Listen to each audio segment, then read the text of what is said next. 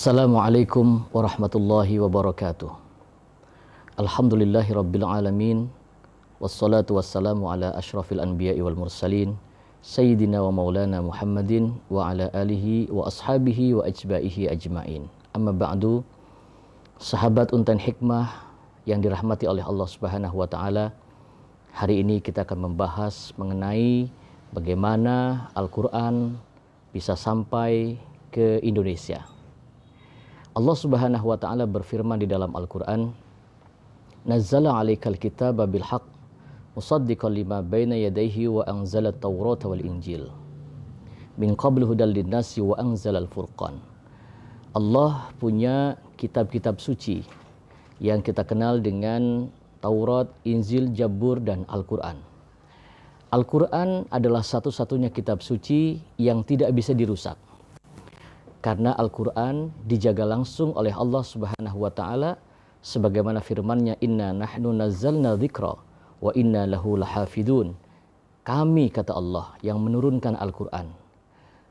Kalimatnya nahnu, kalau dalam bahasa ilmu nahwu disebut dengan dengan nun mutakallim ma'al ghair.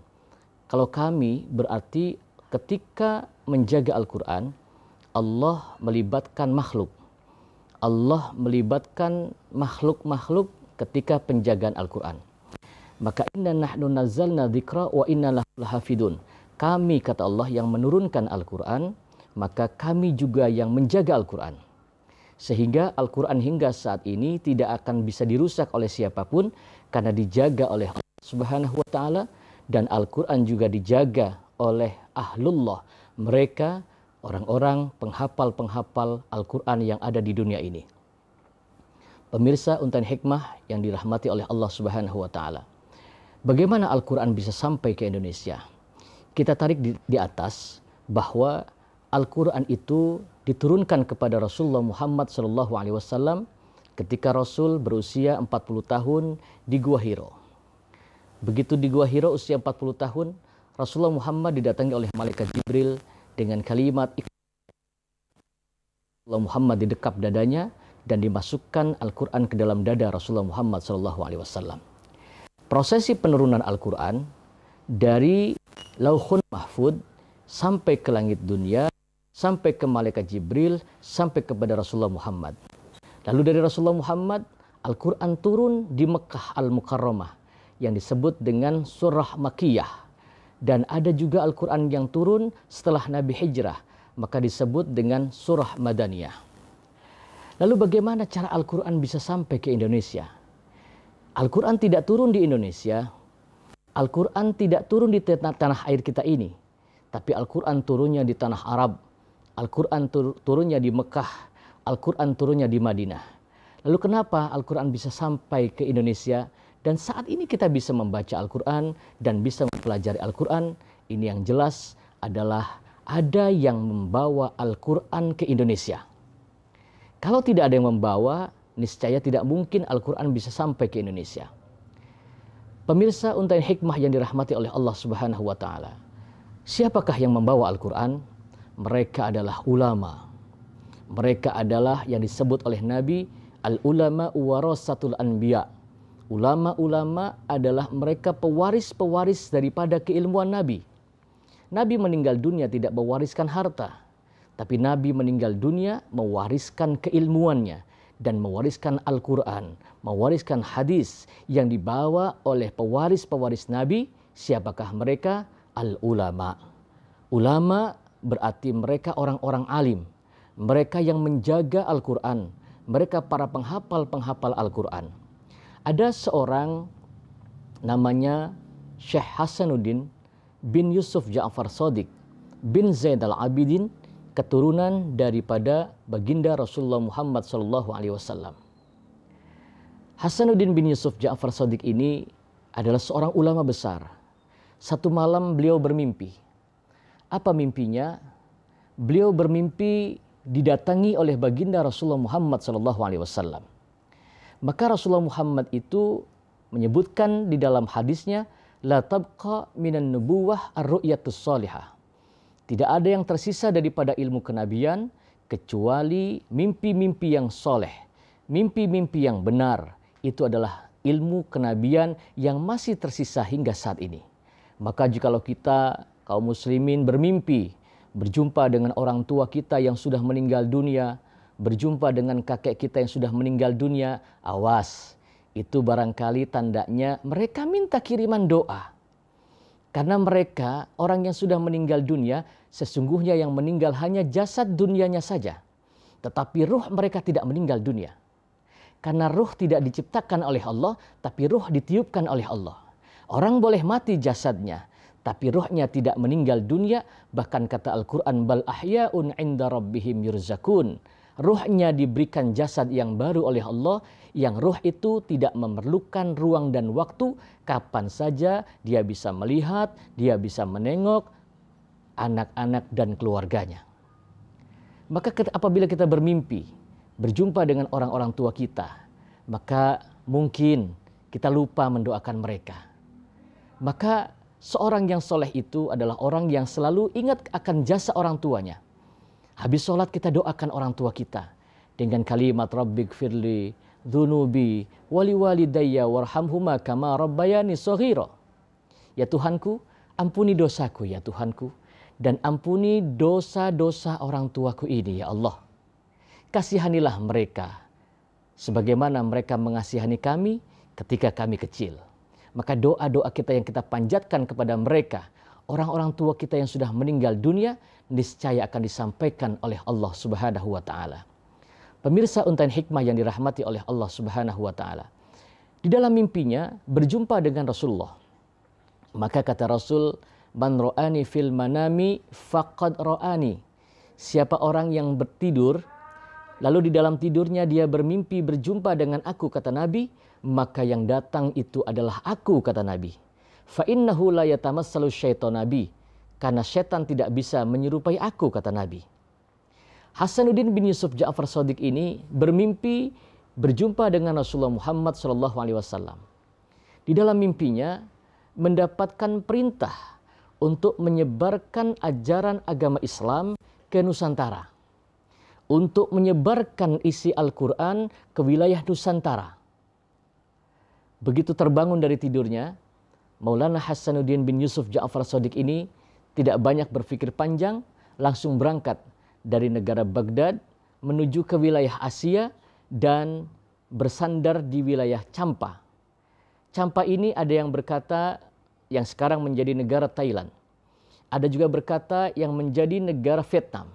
Tapi yang jelas, Islam lebih datang ke sana, ke wilayah Champa, ada sebuah kerajaan Islam. Yang Islam sudah mendominasi di sana. Kesultanan Islam ini berada di wilayah Malaka. Ada seorang raja yang memiliki putri bernama Nyai Mas Ratu Subang Larang. Nyai Mas Ratu Subang Larang ini seorang wanita yang solihah. Seorang wanita yang menghafal Al-Quran. Jumlah ayat Quran 6.666 ayat, ada 114 surah, ada 30 juz yang diawali dengan suratul Fatihah, diakhiri dengan surah An-Nas. Ini hafal di luar kepala oleh Nyai Mas Ratu Subang Larang. Dibawalah Nyai Mas Ratu Subang Larang ini oleh Hasanuddin bin Yusuf Ja'far Shadiq dari wilayah Champa ke wilayah Indonesia. Dan sampailah Hasanuddin dan Nyai Mas Ratu Subang Larang ini naik perahu sampai ke wilayah yang saat ini menjadi sebuah kabupaten di Kabupaten Kerawang. Begitu sampai di pesisir pantai, Maulana Hasanuddin turun dengan Nyai Mas Ratu Subang Larang. Lalu mencium tanahnya. Ini hebatnya para wali-wali Allah. Ulama-ulama zaman dulu itu mampu mencium bau tanah. Ketika akan membangun pesantren, maka beliau mencium tanah dulu. Maka wajar jikalau beliau mampu melihat gimik seseorang, mampu melihat niatan seseorang tanpa harus bertanya. Karena mereka ulama-ulama, para wali-wali Allah ini ahli riyadhah, ahli tirakat, ahli puasa. Maka bedanya ulama zaman dulu dengan ulama zaman sekarang. Kalau ulama zaman dulu makannya sedikit, tidurnya sedikit. Kalau ulama zaman sekarang sedikit-dikit makan, sedikit-dikit tidur. Maka doanya juga berbeda. Hasanuddin bin Yusuf Ja'far Shadiq mampu mencium bau tanah yang harum, lalu mendirikan sebuah masjid di wilayah pesisir pantai. Dibangun sebuah masjid. Masjid ini adalah merupakan asas Islam. Masjid ini merupakan cikal bakal Islam. Maka siapa orang yang membangun masjid, kata Nabi, man banal masjidah banallahu lahu baitan fil jannah. Siapa orang yang mampu membangun masjid, membantu untuk perjuangan masjid, yang mensyiarkan masjid, nyumbang Rp1.000 buat masjid, maka niscaya dia akan dibangunkan oleh Allah istana di dalam surga. Maka Rasulullah Muhammad SAW ketika Mi'raj diperlihatkan surga oleh Allah. Begitu Rasulullah Muhammad melihat surga, Rasulullah Muhammad melihat ada para malaikat yang sedang membangun sebuah istana di dalam surga. Batu batanya pemirsa terbuat dari emas, perak, intan, permata, berlian, zamrud yang sedang dibangun oleh para malaikat-malaikat di dalam surga. Istana yang megah. Nabi bertanya kepada malaikat Jibril, "Wahai Jibril, itu malaikat sedang membangun apa?" Dijawab oleh Jibril, malaikat sedang membangun sebuah istana. Istana? Iya, istana di dalam surga. Rasul bertanya kepada malaikat Jibril, "Untuk siapa wahai Jibril istana itu disediakan?" Malaikat Jibril menjawab, "Untuk umatmu ya Muhammad." "Untuk umatku?" "Iya." Rasulullah Muhammad bertakbir, Allahu Akbar. "Untuk umatku ya Jibril?" "Iya."